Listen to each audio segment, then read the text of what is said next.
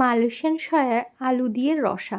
এটা অবশ্য কেউ খেয়েছেন বলে আমার মনে হয় না, কারণ মালয়েশিয়ান সয়াকে অনেকভাবেই রান্না করা যায়। আর আমি এখানে বানিয়েছি আলু দিয়ে রসা। তো আজকে সেটাই দেখাবো যে আলু দিয়ে রসাটা কিভাবে বানাতে হয় মালয়েশিয়ান সয়ার। তো আমি পুরো প্যাকেটটা দেখাতে পারিনি, কারণ আমার বাড়িতে পুরো প্যাকেটটা শেষ হয়ে গেছে, জাস্ট এই কটায় পিস আর পড়েছিল। তো এইগুলো নিয়ে দেখাচ্ছি। প্রথমে নুন হলুদ মাখিয়ে নিচ্ছি ওপর পিঠে ভালো করে, এরম পিস পিসভাবেই পাওয়া যায় একটা প্যাকেটে। তো আবার এটা উল্টে আবার আমি হলুদ লবণ দিয়ে আবার একটু ভালো করে মাখিয়ে নিচ্ছি। তো যেটা বলছিলাম, এটা বড়ই প্যাকেট পাওয়া যায়, দাম ভীষণই বেশি। তাও মাঝে মাঝে কিনি, কারণ আমার মেয়েদের ভীষণ পছন্দের। তো এরপর আমি ভাবলাম এত বড় বড় না করে এটাকে আমি হাফ করে নেব, নিয়ে ছোট ছোট পিস করে করব। তো তাই জন্য এটাকে আবার আমি ছোট ছোট করে পিস করে নিচ্ছি। তাই ভাবলাম যে বানাচ্ছি যে কালে তোমাদের সাথেও শেয়ার করি।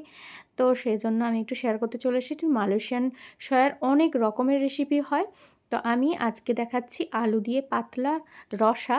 বাট পরে আমি অন্য কিছু রেসিপিও দেখাবো, মানে দেখানোর চেষ্টা করব। আর এটা বানানোর জন্য আমি আলুগুলোকে এইভাবে আমান্য করে নিয়েছিলাম। তো তারপরে আমি তেলে এটাকে ভালো করে ভেজে নিলাম। তো আলু ভাজা রেডি। এরপর একটু তেল দিয়ে আমি এটাকে মালয়েশিয়ান সয়ার যে পিসগুলো করে রেখেছিলাম, তো ওগুলো ভেজে নিচ্ছি।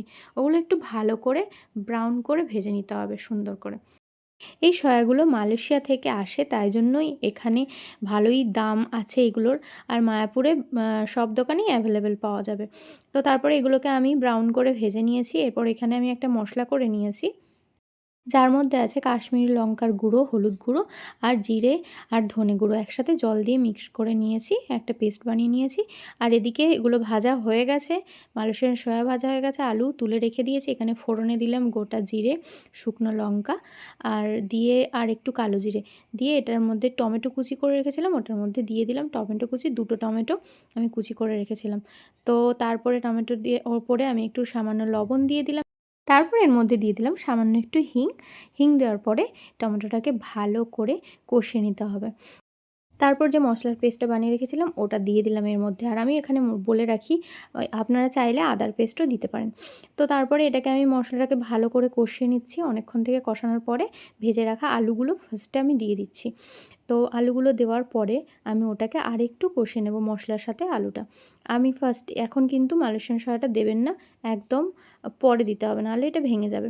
তো আলুটা ভালো করে কষিয়ে নিয়ে একটু বুঝতে পারলাম যে কষানো হয়ে গেছে ভালোভাবে, তখন আমি এটার উপর থেকে জল দিয়ে দিলাম। যে জল দেওয়ার পরে এটাকে একটু ফুটতে দিতে হবে, আলুটা যতক্ষণ না সেদ্ধ হচ্ছে। আর একটু লবণ দিয়ে দিলাম পরিমাণ মতো। তারপরে দেখলাম আলুগুলো সেদ্ধ হয়ে গেছে ফুটতে ফুটতে এটা। তো সেদ্ধ হয়ে যাওয়ার পরে আমি এরপর দিয়ে দেব ভেজে রাখা মালয়েশিয়ান সয়াগুলো। তো এর উপর থেকে দিয়ে দিচ্ছি, দিয়ে এটাকে ভালো করে আর একটু 5 মিনিটের জন্য ফুটতে দেব, যাতে মশলাগুলো মালয়েশিয়ান সয়ার ভেতরে ভালোভাবে ঢুকে যায়। তো এরপর 5 মিনিট হয়ে গেল ফোটানো। এরপর দেখুন কালারটা কত সুন্দর এসেছে আর দেখতেও কত সুন্দর লেগেছে। তো আমি বলেছি এটা রসা বানাবো, তাই একটু টেলটেলে ঝোল মতো হয়েছে। যাই হোক, তো খেতে কিন্তু ভীষণই টেস্টি লাগে। এটা আমি তো বলে বোঝাতে পারবো না, যদি আপনারা বানিয়ে নিতে পারেন তখন অবশ্যই বুঝতে পারবেন। আর দেখুন কত সুন্দর স্পঞ্জি আর সফটি হয়েছে ওটা। তো ব্যাপারটা ভীষণই সুন্দর। ভালো লাগলে অবশ্যই লাইক কমেন্ট শেয়ার করে দেবেন। হরে কৃষ্ণ।